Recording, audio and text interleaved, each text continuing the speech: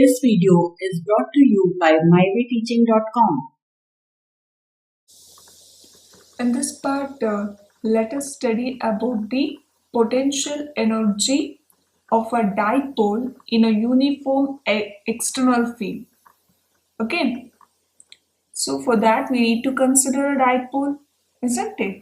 So now let us consider a dipole with the charges Q1 is equal to plus Q and Q2 is equal to minus Q placed in a uniform electric field E, as you can see in this particular figure. In a uniform electric field, the dipole experiences no net force, but it experiences a torque, isn't it? And that torque is given by dipole moment into electric field, which will tend to rotate it unless P is parallel or anti-parallel to E.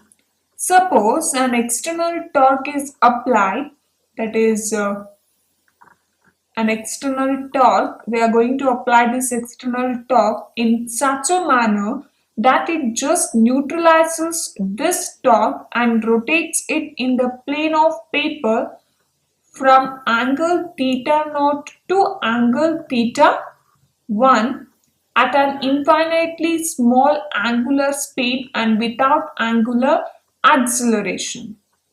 In that particular case, the amount of work done by this external torque is given by an equation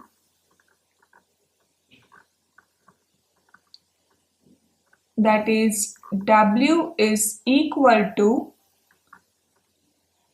integration of theta naught to theta 1 torque external of theta into d theta, which is equal to theta naught to theta 1, that is equal to Pe sin theta d theta. So if you integrate sin theta, we get cos theta, applying the limits, cos theta naught minus cos theta 1. So this work is stored as the potential energy of the system. Okay, and we can then associate potential energy U of theta with an inclination of theta of the dipole. So similar to potential energies, there is a freedom in choosing the angle where the potential energy is taken to be 0. A natural choice is to take theta naught as pi by 2. This is the most natural choice, isn't it? So that potential energy U of theta is given by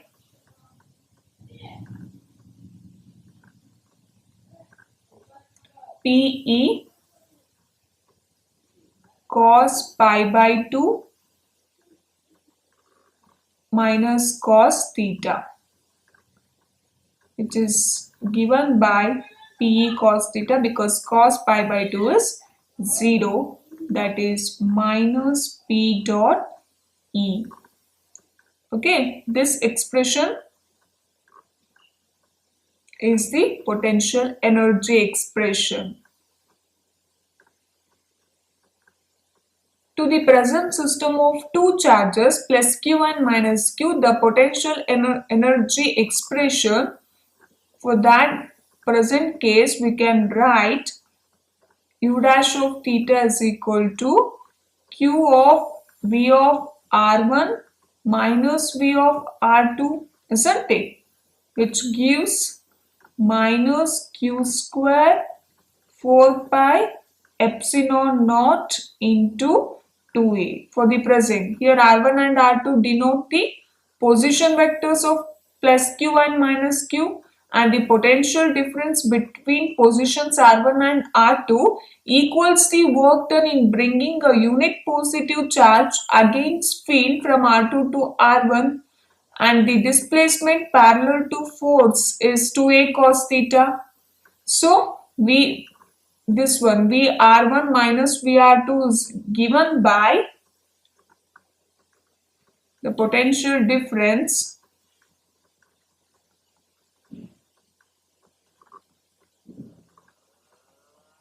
minus E into 2a cos theta. So thus we obtain U dash of theta is equal to minus PE cos theta minus Q square by 4 pi epsilon into 2a. Okay. So in simple notation we can represent it like this also.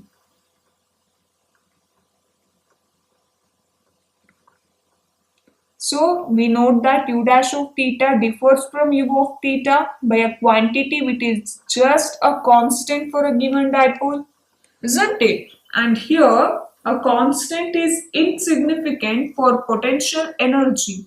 We can drop the second term in equation that I have written here. We can drop it and it reduces to the equation that we saw before. That is U dash of theta is equal to Q into VR1 minus VR2 minus Q square 4 pi epsilon naught into 2a.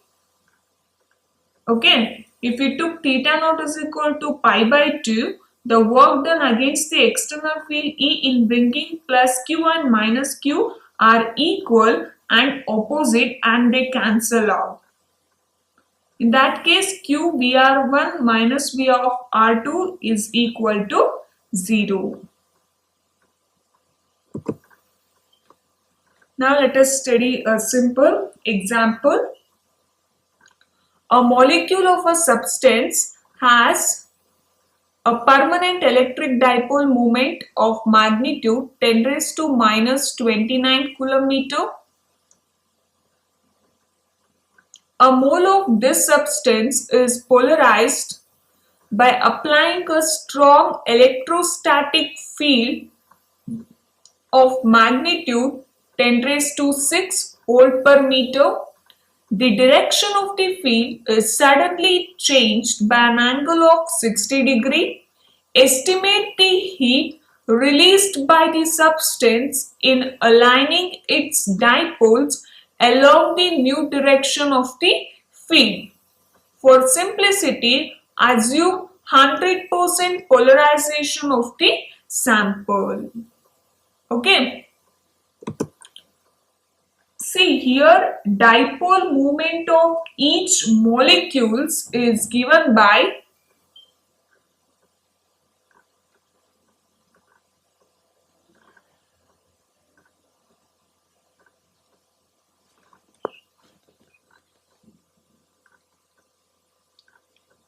ten raised to minus 29 coulomb meter. As 1 mole of the substance contains how many molecules? 6 into 10 raised to 23 molecules.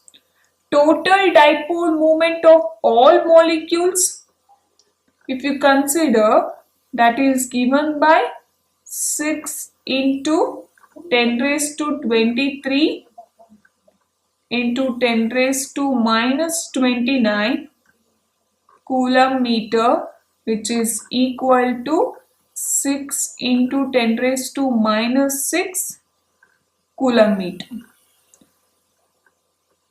Initial potential energy is given by minus PE cos theta. We know the formula. So minus 6 into 10 raised to minus 6 into 10 raised to 6 cos 0 gives minus 6 joules. And final potential energy, that is when theta is 60 degree, as they have given in the equation, it is given by P is 6 into 10 raised to minus 6, E is 10 raised to 6, cos 60 gives minus 3 joules. And change in potential energy is given by 3 joules. So there is loss in potential energy. This must be energy released by the substance in the form of heat in aligning the dipoles. Okay. Now let us study electrostatics of conductors. See, conductors and insulators were described. We already know conductors, they conduct electricity through them. Insulators, they do not conduct electricity. And these conductors contain mobile charge carriers, isn't it? In metallic conductors, these charge carriers are electrons. And in a metal, the outer electrons charge carriers. If you consider metal, the outer electrons part away from their atoms and they are free to move, and these electrons are free within the metal but not free to leave the metal. They revolve in orbits, and the free electrons form a kind of gas. They collide with each other and with the ions and move randomly in different directions, isn't it? In an external electric field, they drift against the direction of the field. The positive ions made up of nuclei and the bound electrons remain held in their fixed positions. And in electrolytic conductors, the charge carriers are both positive as well as negative ions. But the situation in the electrolytic case is more involved. The movement of charge carriers is affected by external electric field as also by these so-called chemical forces. So now we are going to study more about these conductors. Okay. Inside a conductor, electrostatic field is zero. The first important point. So you just consider a conductor neutral, or it can be charged even. There may also be an external electrostatic field. You can consider that.